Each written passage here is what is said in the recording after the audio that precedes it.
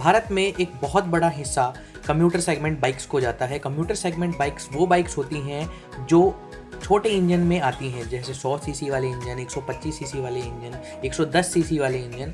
और ये इंजन इतने किफ़ायती होते हैं क्योंकि इनके अंदर एवरेज ज़्यादा निकलता है, तो लोग इन्हें लेना ज़्यादा पसंद करते हैं। पसंद करने का एक रीज़न ये भी है क्योंकि इनमें ईज़ी टू मेंटेन है, एवरेज अच्छा है और भाई मैन्यूवर बहुत आसानी से हो जाती हैं। इसीलिए लोग कम्यूटर सेगमेंट की बाइक को ज़्यादा पसंद करते हैं।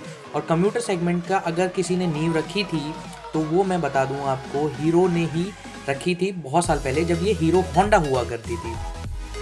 बड़े सेगमेंट्स की बाइक के होते हुए भी उस टाइम पे छोटे सेगमेंट्स की बाइक को बहुत ज़्यादा चाहने लगे थे लोग, क्योंकि ये देती थी फ्यूल इकोनॉमी भाई, बहुत अच्छा एवरेज दे रही थी। क्योंकि जहाँ लोगों के पास राजदूत जैसे ऑप्शन थे, राजदूत, आपका रॉयल एनफील्ड, तो ये सब सीसी में बड़े थे। तो फिर इसीलिए हीरो होंडा ने लॉन्च किया CD100, जिसके अंदर 97.2 सीसी का ही एयर कूल्ड 4 स्ट्रोक इंजन डाला था, जो प्रोड्यूस करता था लगभग में 7 bhp और लगभग में 7.5 Nm का टॉर्क।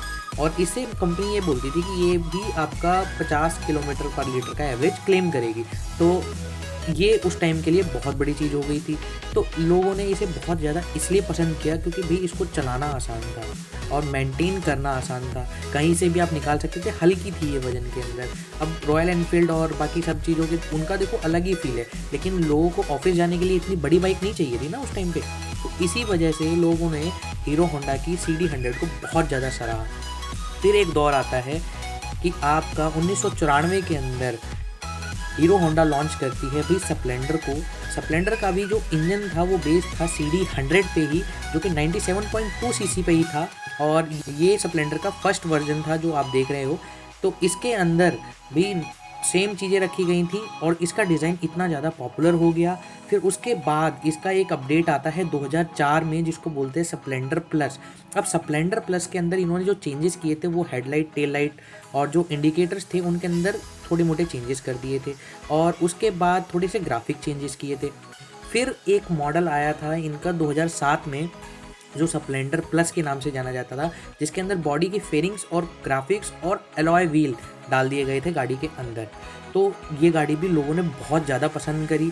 फिर एक मॉडल आता है 2011 के अंदर जो स्प्लेंडर प्रो करके आया था। इसके अंदर कंपनी ने भाई सेल्फ स्टार्ट और कुछ और चीज़ें देना चालू कर दिया, BS4 कर दिया। फिर 2012 आया, 12 के अंदर हीरो और होंडा दोनों अलग हो गए। फिर ये बाइक हीरो के नाम से ही बिकने लगी क्योंकि हीरो कंपनी ही इसको पेटेंट कर चुकी थी। तो और जो स्प्लेंडर थी वो हीरो के हिस्से में आ गई। तो भाई हीरो ने इसको पूरा अपने हिसाब से देखा और बनाया। और आज ऐसा युग है कि भाई हीरो की बाइक सबसे ज़्यादा अगर कोई बिकती है तो वो स्प्लेंडर है।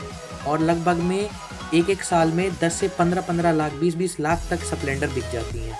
तो आप देख सकते हो कि इस गाड़ी को रखना, और सेकेंड हैंड मार्केट में भी इसका बहुत बड़ा रुतबा है कि भाई इसकी कीमत बहुत अच्छी मिल जाती है। क्योंकि इसका इंजन अगर तरीके से चलाया जाए तो 80 से 90 हज़ार तक कोई काम नहीं मांगता है अगर देखा जाए तो उस हिसाब से। तो मेंटेनेंस वाइज भी बहुत ज़्यादा कम है। कुछ नए मॉडल्स भी इन्होंने लॉन्च किए, लाइक जैसे आपका स्प्लेंडर प्रो के अंदर एक नई डिज़ाइन लॉन्च की थी, लेकिन वो ज़्यादा कुछ खास सक्सेस हुई नहीं। तो यही चीज़ें देखी गई हैं। और कंप्यूटर सेगमेंट में अगर किसी ने लोहा मनवाया है तो वो बाइक है स्प्लेंडर। और स्प्लेंडर एक ऐसी गाड़ी है, अगर आप इसे दूसरे शब्दों में कहो तो छोटी बुलेट भी कहा जाता है, क्योंकि इसका एक अलग ही रुतबा है। पंजाब साइड आप कहीं चले जाओ, लोगों के पास एक से एक मॉडिफाइड स्प्लेंडर मिल जाएंगी जो इतने प्यार से रखे हुए हैं। और अभी हाल में ही स्प्लेंडर का एक नया कलर भी आया है जो मैट करके आया है, मैट गोल्ड करके। और ये कलर भाई देखने में बहुत ज़्यादा सुंदर लग रहा है। और इवन इसके अंदर कोई ग्राफिक्स नहीं दिए गए हैं, जो हीरो का एम्बलम है वो टंकी पे 3D में दिया गया है और बहुत ज़्यादा प्यारी लग रही है। तो इसकी जो कीमत है लगभग में 70,790 रुपये। ये आपकी एक शोरूम है, ठीक है, ऑन दिल्ली के हिसाब से बता रहा हूँ। और इसके बाद जो स्प्लेंडर प्लस है उसके अंदर है 68,590। और स्प्लेंडर प्लस के अंदर एक i3s मॉडल आता है, वो है 69,790।